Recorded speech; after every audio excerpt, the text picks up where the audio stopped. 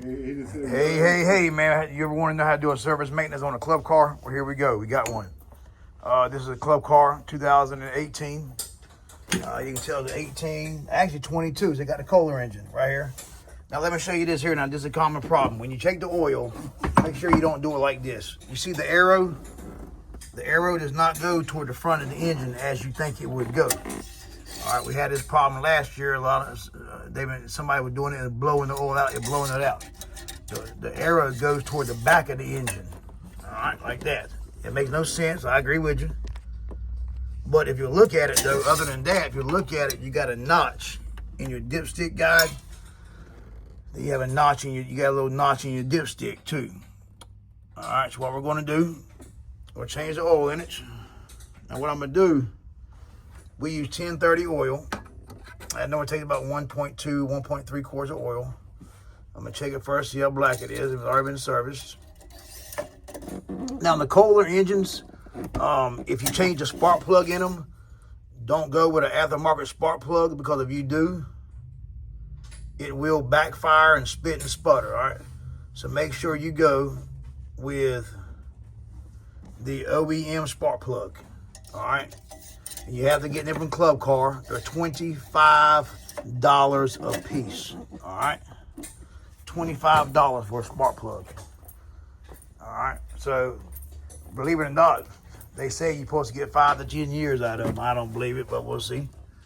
All right, well, I'm going to do a change of oil. I'm going to take this here out, pull the dipstick out. And I always do this. Now, I always got in the habit of taking the dipstick, putting it on the ground to make sure that nobody, or a customer comes in and I get sidetracked, and if somebody comes behind me or vice versa, the dipstick's out. I hope, pray to God, they will see that the dipstick's out and realize that it's out for a reason. Now, I mean, it is 2025, so I can't guarantee you everybody will pay attention to it, but I'm hoping somebody does. So what I'm gonna do, take this here. Now, this is a low down car, so it's kind of a pain in the butt, but it can be done without jacking it up. So if you look at it, the drain bolt is, the drain bolt is right there. See the middle bolt? Now the way I do it, because if you get to it from the bottom, it's kind of hard to get to. So what I do, if you back out here, is if you see that opening right here, I take me a wrench. It's a 14mm wrench. I hope, because sometimes they confuse me between the 15s and 18s. I'm going to, actually it's a 13mm wrench. So now you're going to take a 13mm wrench and you're going to put it between the opening here up top. Now, I have a gear wrench, so it makes it kind of easy. But be careful, because this is a knuckle buster waiting to happen. All right. So put it on it.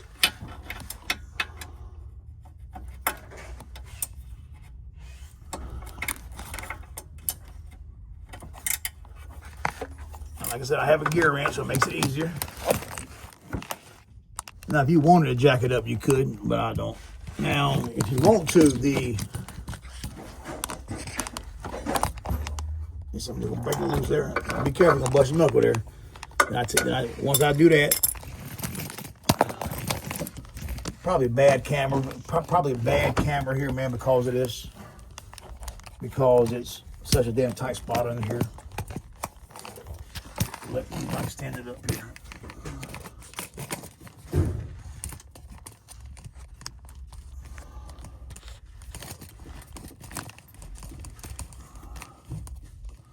All right, then what I do, I'm gonna slide my oil pan under there, and I stick my hand through here and almost get it where it just falls off.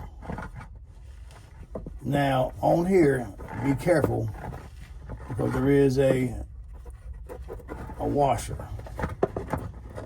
Now right now I have the oil pan between 2 fingers and the bolt between 1 finger. So make sure you don't drop it. You see that washer come up with it there? That is your thrush right there. That is your crush washer. All right, make sure you don't forget that. Just say for some reason you do forget it or you don't see it, you can just tighten the hell out of it and it won't leak. Hand me a rag, Jay. But it's better off to have it, and I recommend it. You can buy them online for like 80 cents. They're cheap, man. Or if you want to change it because it's already been tightened one time and you feel like it's going to leak, go ahead and do it. We've been servicing these same cars for about 4 years now, and we've had none leak because the crush washer failed. And I'm sure there's one or two missing, especially the hooligans I had last year. Now you see that yellow plug over there while we're here. Make sure there's no oil leaking from that, because if y'all watch my other videos on this channel, you've noticed, you've seen this video hopefully, that is a common problem for leaking. It's made for a lawnmower, but this is not a lawnmower. Man, y'all ain't gonna believe what happened, man. I took my boat out the other day. This is the same thing that happened 2 years ago. I took my boat out a month ago, all right? Come back to the house, parked it in the shed.